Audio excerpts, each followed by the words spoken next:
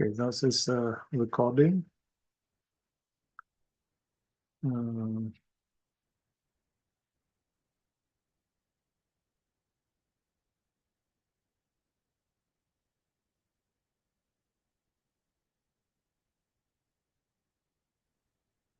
Okay, so let me start now so we can finish on time. So today I thought I'll be talking about the DeepSeek model. So you probably heard a lot about DeepSeek last month, or maybe even last year. So I think it'd be a good opportunity to discuss this model and the impact on the on AI on the progress on AI. So, hold on a second.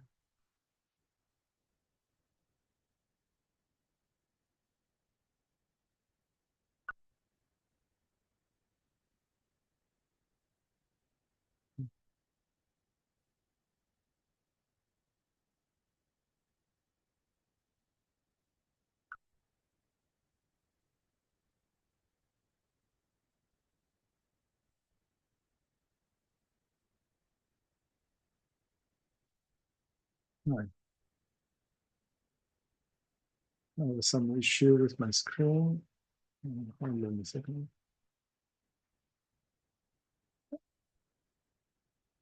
Okay, there you go.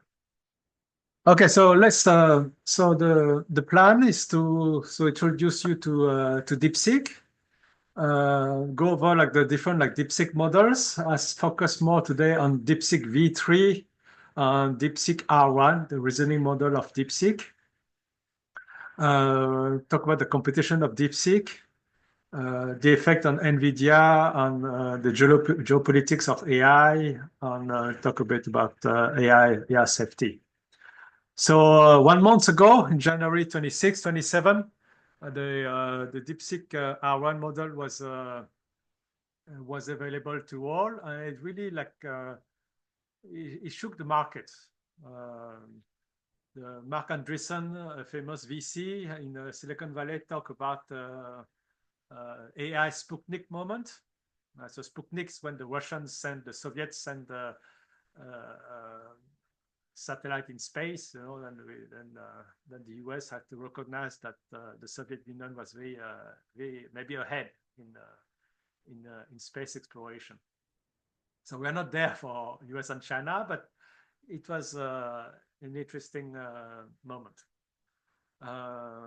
So you see this headline: Silicon Valley is raving about the made in China AI model. This is from the Wall Street Journal and New York Times. They say how Chinese AI startup DeepSeek is competing with Silicon Valley giants, right? So we never heard of DeepSeek before, and suddenly it's all over the place. So what is DeepSeek? So DeepSeek started with a hedge fund called High Flyer. It was a hedge fund founded in 2016. So this is from Wikipedia, from a former student of Zhejiang University. It's based in Hangzhou in China. His name was Liang Wenfeng. So it's really it was a hedge fund, a trading firm, and they started to acquire like GPUs and to transition to AI-driven trading strategies by 2017 using Nvidia chips. Right, so they had familiarity with the Nvidia GPU chips. It was a hedge fund in 2019 and used AI exclusively in 2021. Also, to give you some context, there were like several quant hedge funds of this type. Especially some of them had what they call like DMA, direct market access. So they could trade electronically directly with exchanges.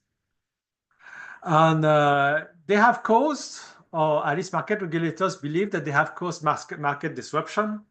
Market has been a bit bearish in China, and they have been like blamed, so fairly or unfairly, about the market that they caused the market volatility. So So that industry started to become a bit risky. So I think maybe that's one of the motivation for Liang Wenfeng to transition to AI. He has set up like a computing infrastructure. What he has called a Firefly 2. These are like clusters of GPUs.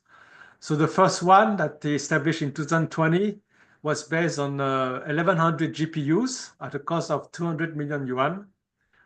So just to give you an idea, like the exchange rate is 1 yuan is 14 cents. So around like $60 million. That's kind of a hefty sum, right? And then another cluster, which is like five times bigger, with a 1 million yuan budget in 2021, right? So by 2022, he had like 5,000 A100 GPUs from Nvidia across like 625 nodes. So one node has like can have several GPUs. So the A100 is two generation like before the current one of Nvidia GPUs. A stands for Ampere. We will go over that. And before there were like export restriction on GPUs. People believe that he has a stockpile, maybe 10,000 Nvidia chips. So I don't know if it's an official number or not, but people think that he has acquired many chips. I mean, these GPU chips are quite old now, so I think people would. You can buy them on. I believe you can buy them on Amazon today. Right? This 8100. It costs you. It's not cheap, but it's feasible. Then he has adopted like other like Nvidia hardware and software, what they call like NVLinks. So to connect all these like GPUs, NCCL, it believes like kind of some software also to do that. Then in 2023, High Flyer has set up an official AI lab called DeepSeek. With two offices, one in Hangzhou, where he was based, and one in Beijing. So I believe the Beijing office has reading that they are very close to Beijing University, to Peking University, and Tsinghua University. So the two top universities in China. So it'd be like equivalent of MIT and Stanford. So I think they were like almost like walking distance to these universities. So they will explain why their research is very often co-authored with researchers or students from these top universities. So they set up the DeepSeek in 2003, and they have been very productive since then, which is very impressive. And they published like several papers. All these papers are available in archive and the internet. So they had the DeepSeek LLM, DeepSeek Coder, DeepSeek mixture of experts, DeepSeek Math, DeepSeek V2, the second version of DeepSeek. Second version of DeepSeek Coder, DeepSeek V3, and DeepSeek R1. Right? So if you're familiar with OpenAI or ChatGPT, let's say that DeepSeek V3 is the equivalent of GPT-4, GPT-4o, and DeepSeek R1 is the equivalent of OpenAI O1, like a reasoning model. So let's start with the DeepSeek V3. So I mean, you can read the paper yourself, but I'll give you some brief description on some guidance to maybe how to read the paper. So the innovations. The real innovations is that this information is public. You can read about it, right? You cannot read about OpenAI, Gemini. I mean, they give like much more details that in this closed source model. And DeepSeek is also open source. So maybe I forgot to mention that.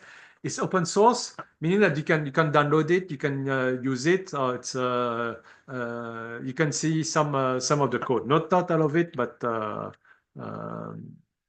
but it's still like much more transparent than the closed models. So as an architecture, it's using several features. The first one is what they call the mixture of experts. So I'll go over that. Then MLA is the multi-latent attention models. Then they have some balancing techniques on multi-token production. Okay. The training, they use what they call FP8, so it's like 8 digits floating point, mixed precision mode for calculations. So usually you want these numbers to be low so that you don't use too much bandwidth or memory or compute power. But then there's a trade-off in terms of accuracy. So it's interesting to see how they did it. In terms of efficiency, they pre-trained their model on 14.8 trillion tokens, using only like 2.6 million hours of H800 GPUs. On post-training, they use the DeepSeek R1 model to improve the reasoning capabilities. And we'll go over the performance of the model. So you see like the graph on the right. So what is the first part? These are like what they call attention layers. Right? You have a attention block and then feed-forward network blocks. This is what has been used since 2017, where there's a famous paper that you must have heard about. Is the attention is all you need. And but what they have done is that they have to improve this. They have improved the attention layer on the feed-forward layer, right? So you said these blocks. So we know how these blocks have been built before, and then they have improved on them. I'll try to make them like smarter and more compute efficient, so that they can use the hardware that they have. So multi-head attention. So this thing that has been around for 2017 that really helped to create ChatGPT. And why we had the explosion of AI is really part of it is deep learning plus that attention techniques. Okay. So the multi-head attention means that usually you have like a sentence, right, that you want to try to interact with. So it could be a question. So you send the questions to ChatGPT and you expect an answer. Right? So the questions is going to be translated into like vectors, what they call embeddings. So there's some codification of these words, right? But when the AI, the model reads the sentence, so each individual words has to be understood in a context, right? But the context could be like the words around it. It could be a words like before, a few sentences before it. So it could be a sentence after it sometimes. So this is the context, right? It's a smart context, and this is to which extra words or context you have to pay attention to is driven by these attention mechanisms. And there are several of them. So for a given token, a given word, the AI is going to be trained to pay attention to different parts of the sentence, right? To understand, for instance, if you see if the model meets the word bank, is it a bank? So if you see a sentence like, oh, I'm going to deposit my check at the bank, he will understand that it is the bank, a financial bank, right? Or if he said like, oh, a boat was approaching the bank, then he will understand that it's the bank of the river bank, right? So this is this is attention mechanism. It makes the model much smarter. So given a token or the token embedding, the coding of the token is projected into like we call like three vectors: query, key, and value. Okay, and they're projected using like some projector functions, or they're just coded as weight matrices, right?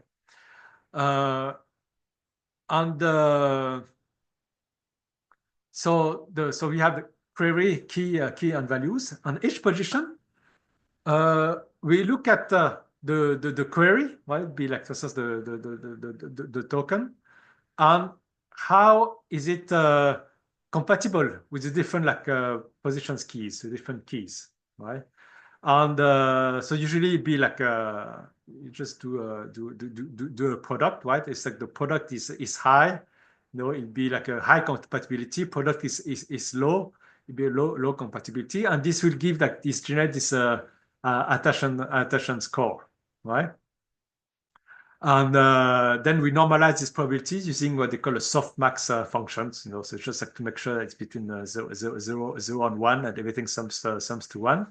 And this weight is calculated to get a weighted sum of value vectors. Okay.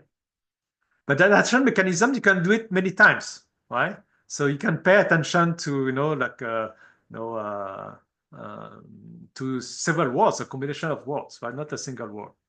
So what they call multi-heads, right? So they're like multi-heads attentions, means they have like different attention mechanism, or different like weight matrices, and then you can combine all these heads. So it means that the model can be very smart to understand the context of a sentence, how it relates to previous words answer.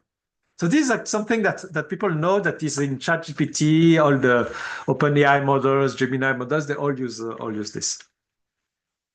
So what these DeepSeek researchers have done is to use the same concept, but they have been more like savvy in terms of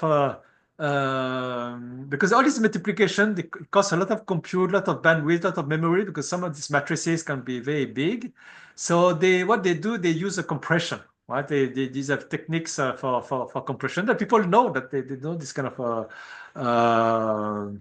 how to compress these techniques, the matrices. So they generate compressed vectors of much smaller dimension, right? For key value representation, but for K and V that we saw before, and also for the queries. Okay, so it means that these latent representation are much smaller, so are much more efficient, takes much less memory, less bandwidth, and less computation, right? This is really like one important innovation. Well, and then the calculation is the same. Second innovation is that mixture of experts. So they didn't invent mixture of experts, but they has been done before. They have like Mistral had a model like that, and they're like this has been done before. But the idea has been combination everything in one single model. So that is really the innovation. So if you remember the previous graph, the feed-forward networks. So instead of using one single model, they have like a combination of models. So the idea is to have like smaller models, right? Smaller models, in fact, it's the same model, but you don't activate all the weights, right? So instead of activating 300 billion weights, you activate 50 billion weights. So it's a much smaller, right? So what you have here, so you have like like a series of embedding that you want to feed into the feed-forward networks, but instead of a single network, you feed it into some shared experts. So they're still like smaller networks, subset of the big networks. Shared, so it means that all the embeddings go to the shared networks, or they go to a router that send them to different experts, right?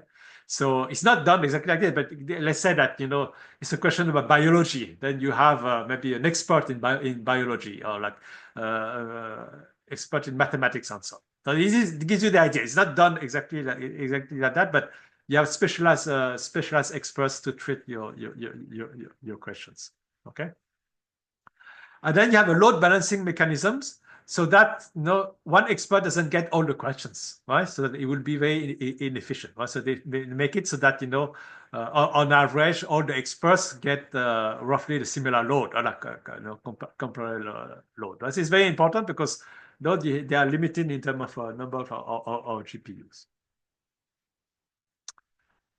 So this is something very, very important. In fact, this is the FP. So they've been training using FP8, so 8-bit floating points, right? So usually like these the bits, when you use these bits, they can be used for exponents and mantissa. So these are for like in scientific notation. And the bigger the number, the more memory it takes, right? And the more expensive it is to compute, right? Okay, bigger numbers are more expensive to manipulate. So if you can manipulate smaller numbers, then you can save on compute, on memory, and so on. But then you have less precision, right? So what they have done is to identify in all the steps that you see at the top right graph, which step you can afford to do, simply like the FP8, right? Or you have to allow to have like a greater precision, because otherwise you lose too much. So typically for gradient calculation, you want high precision, right? For do derivatives and so on, otherwise it'd be very imprecise. But for other calculation, you can do with low number of bits, right? So this is also very very important, and this explains that they managed to do it with some relatively like low-end GPUs. I mean, they managed to stock up some GPUs by at export, but some of these techniques probably could work on low-grade GPUs that they can buy from Nvidia today, right? So they'll be able to go around some restriction by being smart about how they calculate the numbers. Here. I won't spend too much time on this, but here they just do like multi-token prediction. So it's not like so they predict like several tokens or several words at a time, and it's using these techniques, right? So it'll be if one word at a time would be just this block, right? You put like input token and you try to predict the next token, right? So T1 to T4 predict T2 to T5, right?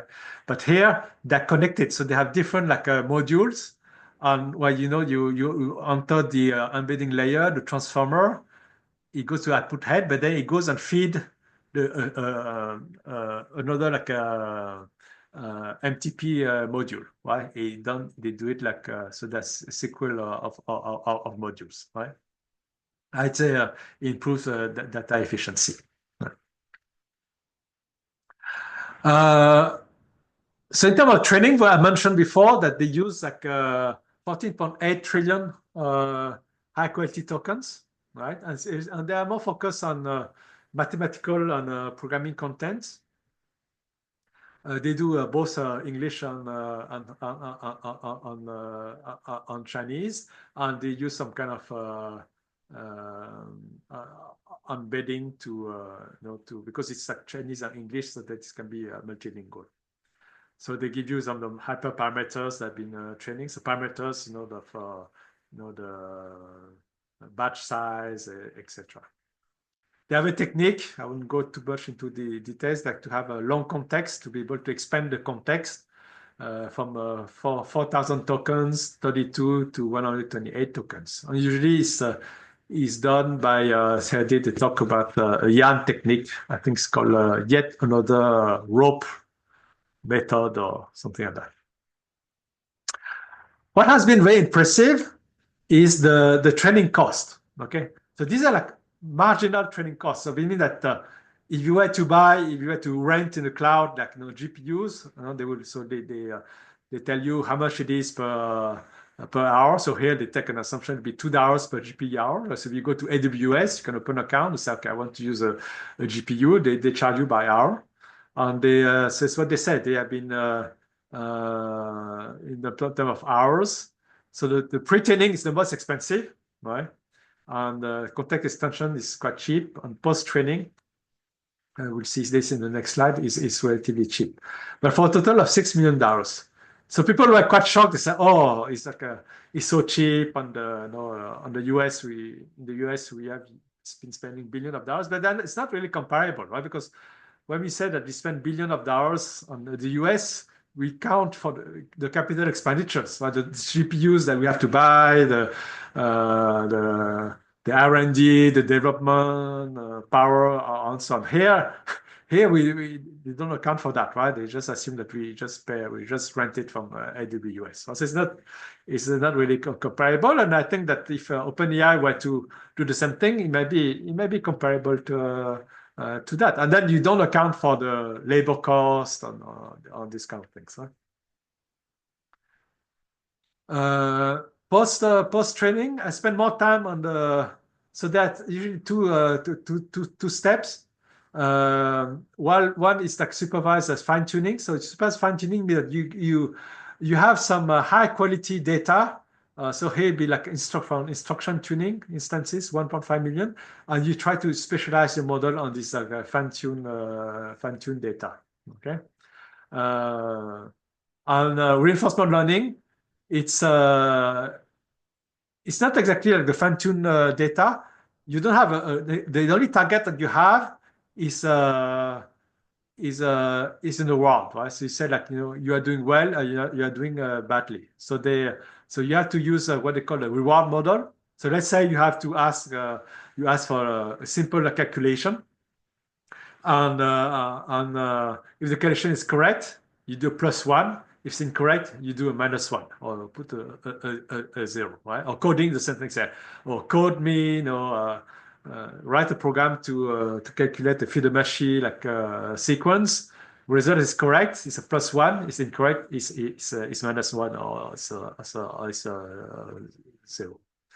And what they have been using is a technique also called like GRPO, so Group Relative Policy Optimization, where I think I'll talk about this a bit later on. So just spend too much time here. In terms of performance evaluation, so typically these models are based on the different benchmarks that are like in the literature. So here you have the MMLU, to be like measuring massive multitask language understanding. So benchmark for that has like a 16,000 multiple choice questions spanning 57 academic subjects, right? And you have to find the right answer. You have reading comprehension. You have a grade school level multiple choice science questions. You have a grammar, common sense reasoning questions. Then you have like coding questions, human eval. GSM 8K is like these grade school math questions. Math is competition mathematics problems. So all these benchmarks is really how the models are compared. So here you see that on the number here, it's a number out of 100. So usually these the metrics are like the accuracy. You know what's the percentage of right answer that they get.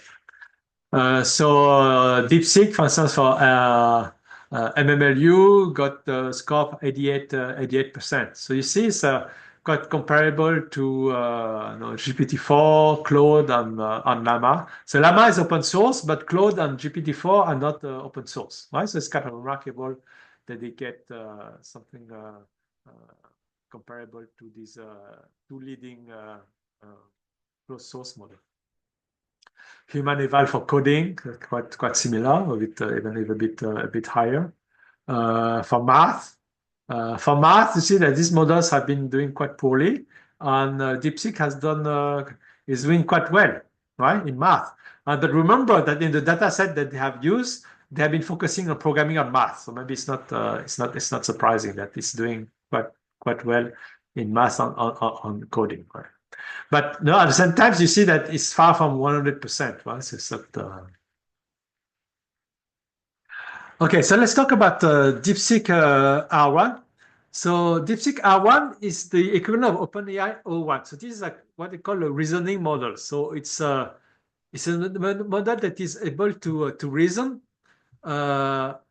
after during inference time. The inference time means like when they do the calculation to find the answer, right?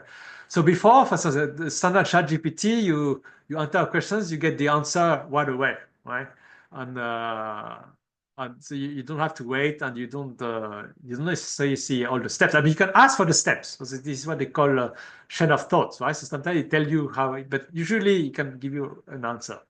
But this reasoning model, they are this kind of thinking, or at least they try to decompose the question, the problems, and find an answer.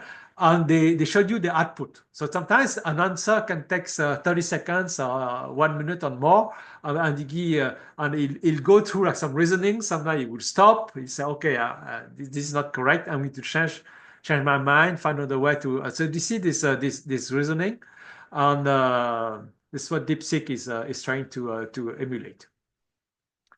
Uh, so so what they call so it's usually done through what they call what I mentioned before, reinforcement learning. Right? So this is like on most models like only the pre-trained model. So and this is done purely through RL, okay, through reinforcement learning.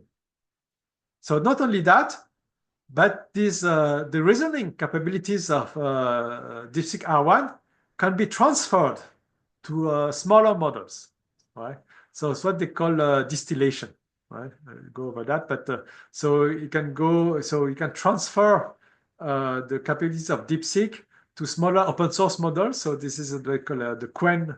I'm not sure how to pronounce this in Chinese, but it's the Qwen 7B, so 7 billion parameter models. It's a very small model from Alibaba.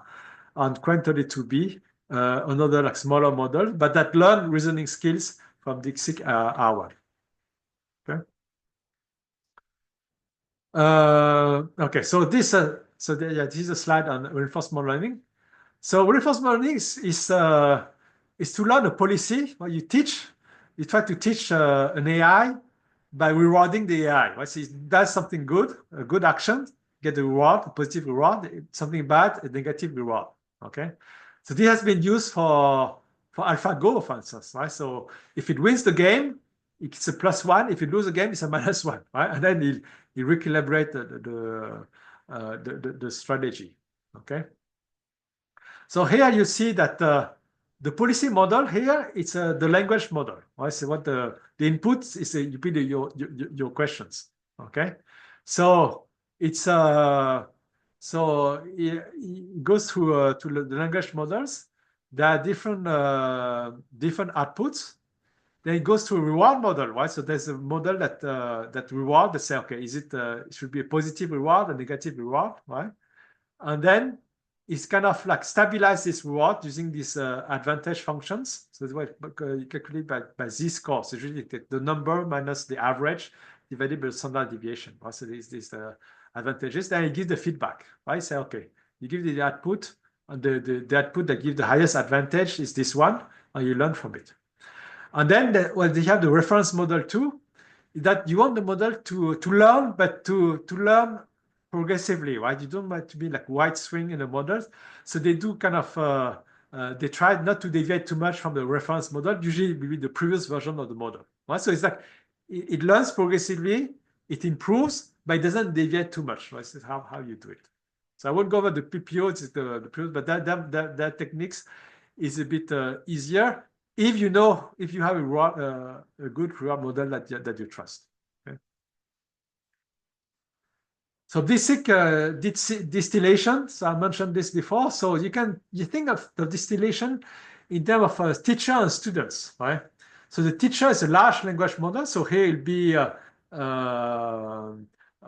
DeepSeek R1. This is the big model, the teacher, someone who knows the answers. The smaller ones are the student models. So these are the smaller open source models like the Qwen 7B or 32B models, right? So the teacher model generates responses to different set of prompts of questions, right? And the students is trained to mimic, right, to imitate the teacher's output, right? So so the students is learning, is becoming almost as smart as the teacher, right? That's what we call this distillation, and it allows to run like smart, like small models, right? So I can have on your computer, you can run like the largest models cannot be run on a simple PC, right? But the smallest model can be run on normal computers, or at least a gaming computer. So it's what they have done. They have done it on the Qwen 1.5. So 1.5B is a very small model. On the 7B model, Llama 8B, 14B, 32B, and 70B. So they have done the distillation. So in terms of performance evaluation, on the different benchmarks, so math, MMLU, we've seen this. So DeepSeek R1 is very close to OpenAI O1. You see at 19.8, OpenAI O1, and then 1.8. So which is quite remarkable, right? Coming from like a unknown firm in China, where a company was set up in 2023. So it's kind of big shock, and with a relatively like small budget. Okay. This is I wanted to mention it because it's very interesting. So Hugging Face is a company that does the specialty is to provide open source tools and to give access to all the open source models. So you can go to Hugging Face, you can download models and so on. So they try to replicate DeepSeek R1 based on the research paper because not everything is disclosed in DeepSeek R1. So you have something called Open R1. So they try to rebuild reasoning models based on the research papers and the pieces of code that DeepSeek has been releasing. By the way, DeepSeek is also releasing this week several pieces of code on the GitHub page too. So it gives also they try to be more transparent. So you see that we talk about distillation. So first, they've been trying to learn reasoning to get reasoning data from DeepSeek, right? So they did the distillation, right? So they have a model. So they've been fine-tuned on the reasoning data from DeepSeek, right? The distillation, and they have then they have built like the first model R1 distill, right? And then they use reinforcement learning like that DeepSeek did, right? And use GRPO, right, from a base model to build like a R10, open R10, right? And then what they have been doing is combining the two, open R10 with a base model, right, to combine with open R1. Right? So different. So you can go to their website. They explain you what they do, and I think they're pretty much done. I think they managed to replicate, and the performance results are very comparable to DeepSeek R1. Okay, and you can see and look at because it's open source. So GitHub, you can look at the code, right? You see exactly the code. You look at they probably also tell you which data they use, so you can really it's very transparent. So how do these models do? So when you look at the research papers, they always do very well, of course, right? Because I mean, they wait for the models to do well to publish, right? Or they use many versions. So usually they're quite optimistic. So here, Chatbot Arena, you can go to this website. So these are like when you and me, you can like compare two models and see which one is better than the other one. Okay, we don't. So you have two models A and B. I enter a prompt, I get the answer, and I tell it's blind. Right? I don't know which model is better. So I just say, in my opinion, this model is better, and then just accumulate this data, and they come up with a leaderboard. And here, this was done a few days ago. The top model is a Grok 3 from xAI, so it's an Elon Musk company. Yeah, company. Number two is Gemini from Google, and then DeepSeek is number 5. Right? Depending on the ranking, they have the style. I think I forgot it. One it maybe be controlling for the size of the query, but but in terms of open source, it is at the top here, right? Qwen also is a good model from Alibaba. Right? So competition, we saw these models like Claude from Anthropic. So this is something that's been released a few days ago. Claude Sonnet 3.7. This is also that has also reasoning models. There are two versions of Claude 3.7. Claude is one of my favorite like closed source models. I like Claude. It's pretty good for coding, for instance. So you see that so Claude has been released, or so it's like 1 month after DeepSeek, 1 or 2 months after DeepSeek, so it's outperforming, but still it's pretty good, right? And so Gemini Flash. This is a derivation of Qwen, I think KWQ from Alibaba. This is also open source. ByteDance, the parent company of TikTok, has also a model. This one is closed source, Dalbao, but it's very cheap. It's a very cheap model. You have a Chinese startup called Kimi K1.5 that does also that. But there are plenty of companies going to that space. In terms of cost, so you can use them. You can go to their website and use this as just a chatbot. Very often it's free. But if you want to use them at industrial scale for your company, or or in the US, or you want to use the API, right, programmatically, then you have to pay, and there are different cost level. So if you start from the historical ones like OpenAI, so they do by token. So token is a word, right? Approximately one word, or one word could be 2 tokens. So usually say it's one word. So OpenAI R1 is charging $15 for 1 million words. How did you enter? $15, right? OpenAI O3 Mini is like $1 for 1 million words. DeepSeek is much cheaper, right? You see, it's like 7 cents or 14 cents, right? For 1 million inputs. Okay. Then the output is also, but usually the input is much bigger than the output, right? So you see, it's like it's kind of almost like 100 times cheaper. Claude is cheaper. Is cheaper than OpenAI. $3 for 1 million token. But you see that DeepSeek is still cheaper. Okay, you say, oh, that's pretty bad. This is like closed models are cheap, expensive. But now I saw, I was collecting the data for Gemini 2.0 Flash. This is very cheap. So Google came up with, maybe they saw the pricing of DeepSeek. They say, okay, we have to make it cheaper. And it's for text, it's like 2 cents for 1 million tokens. It's even cheaper than DeepSeek, and it's available end of March. So it's not available yet, but it's the pricing. So you see, there's a price war going on, right? So I mean, if Google come up with at 2 cents, who's going to pay $15 for 1 million token for OpenAI? Or what? Assuming the performance is comparable. So maybe Google is like lagging behind and wants to win a market share. I don't know if they really make money with this. I'm not sure, but you see, it's extremely cheap. Okay, so then then we may reach a point where it's so cheap that it doesn't. What they say, it doesn't matter. So math is a game on matter or matter. So mattering, you calculate, but it's so cheap that it doesn't matter. Just use it, and maybe we'll have kind of subscription service. You pay, $50, $100 a month, and the unlimited usage of this.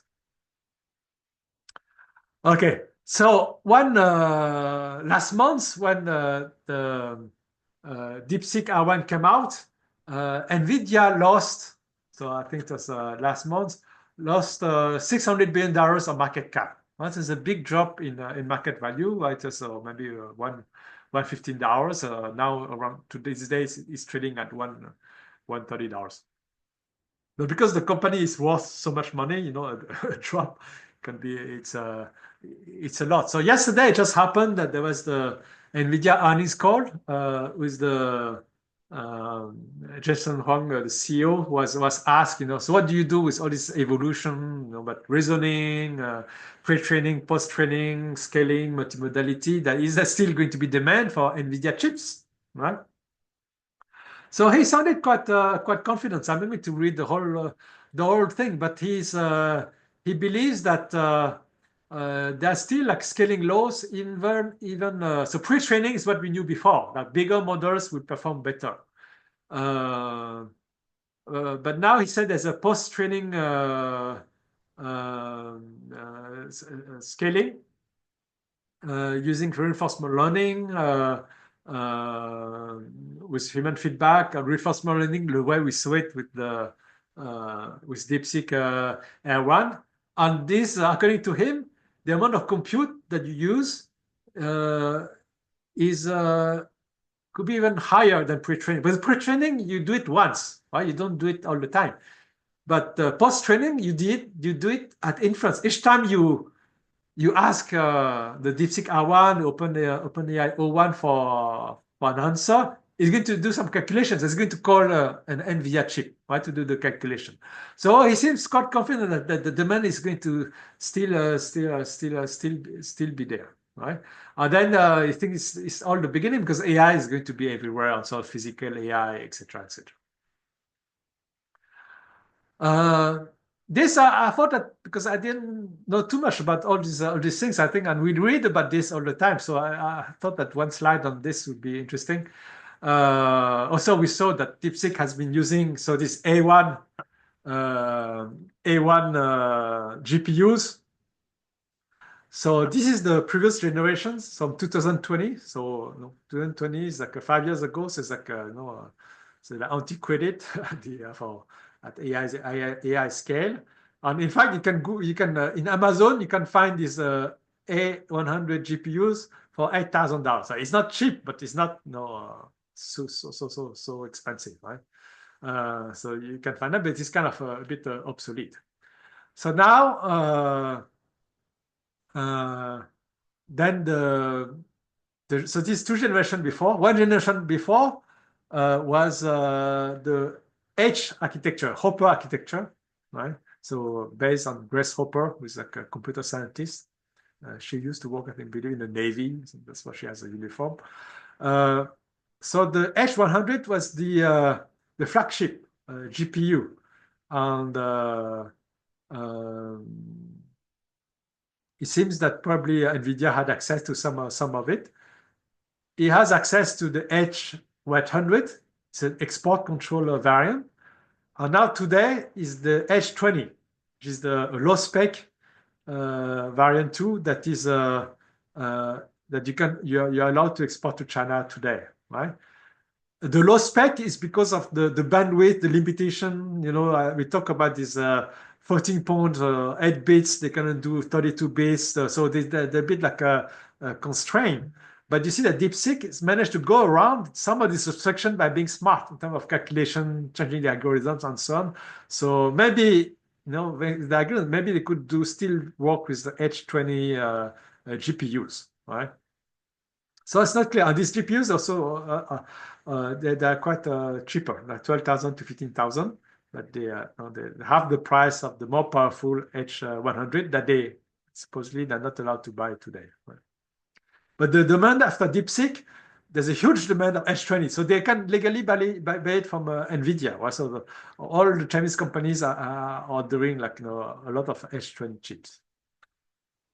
Then the latest one is you hear about Jensen Huang and Nvidia code. I will talk to you about Blackwell. So I didn't. So David Blackwell, interesting because it was a Black History Month. He's an African American mathematician.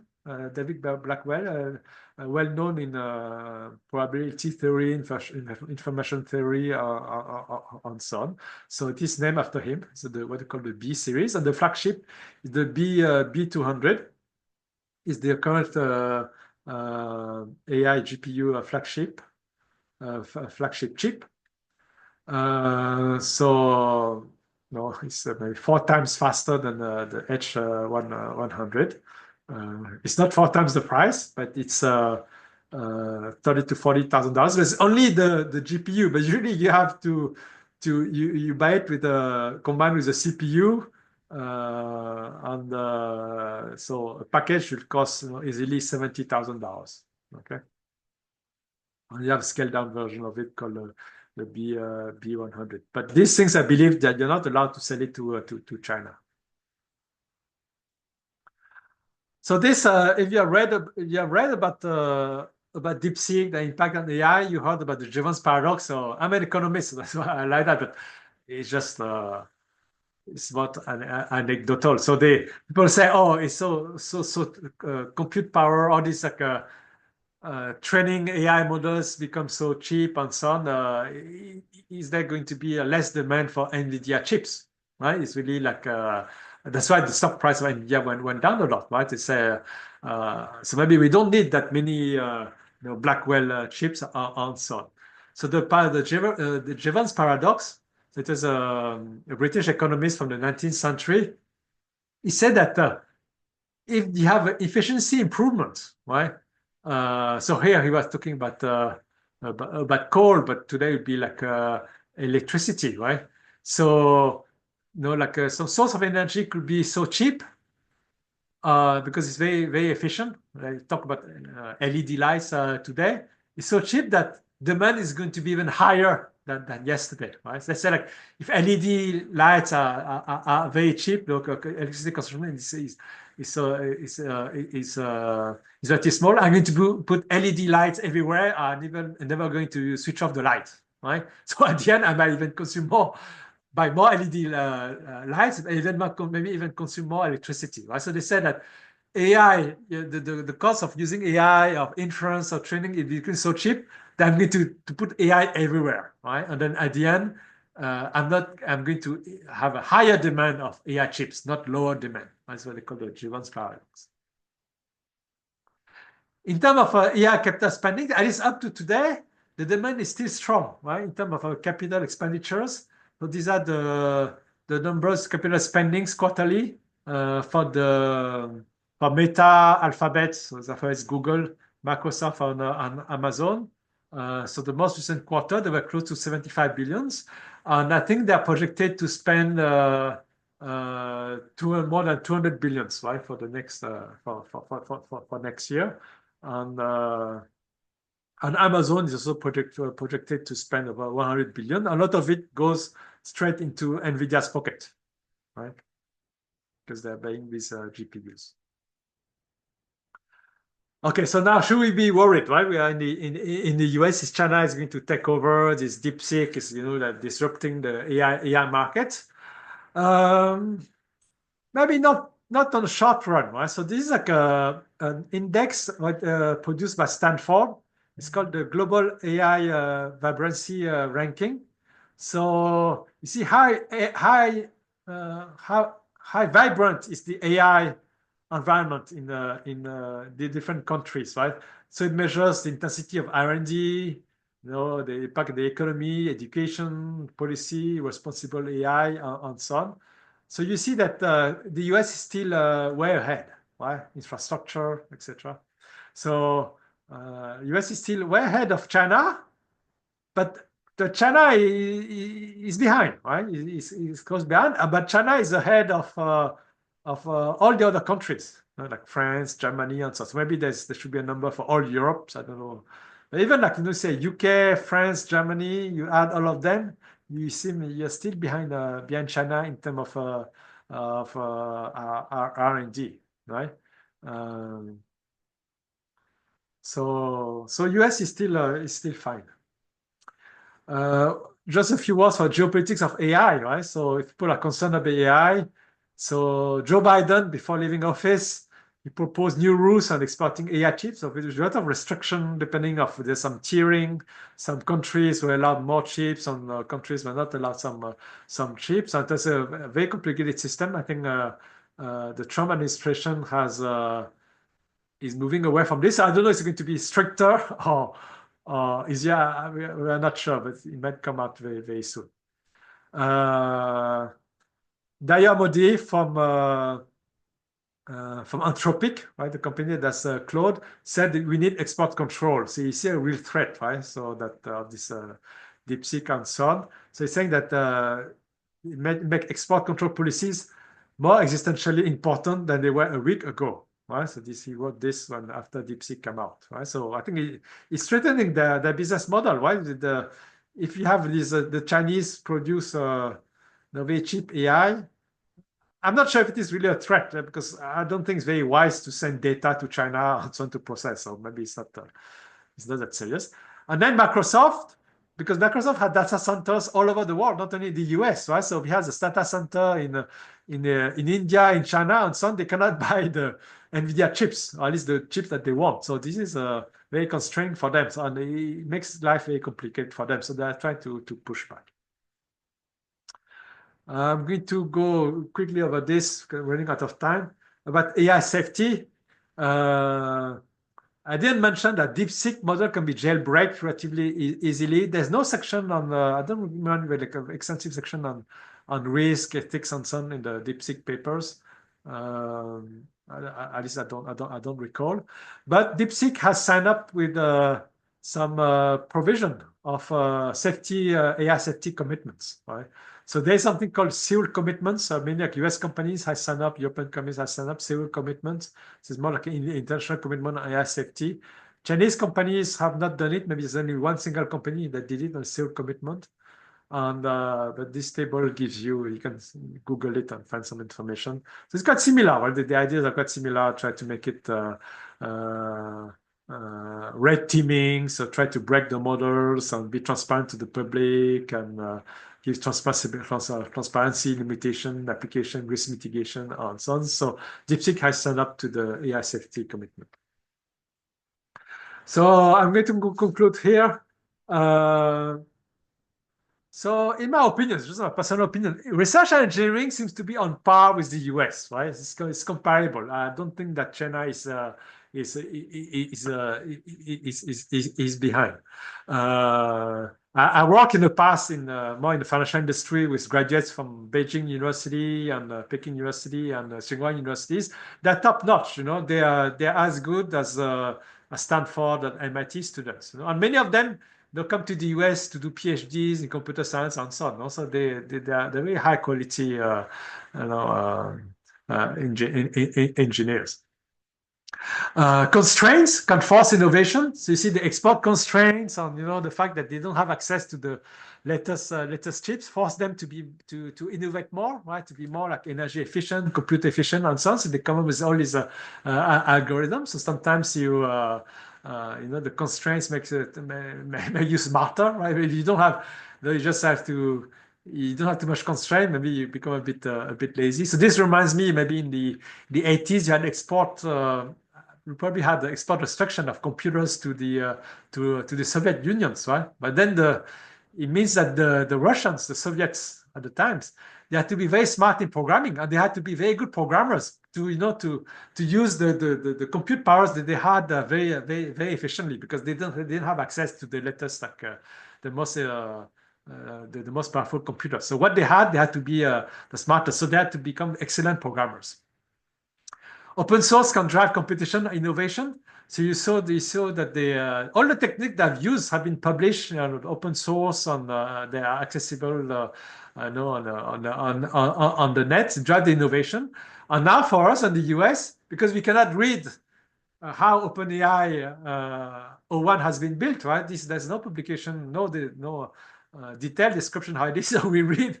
So the irony, I think a Stanford professor was mentioning it. It's ironic that some researchers had to read Chinese research to find out what the American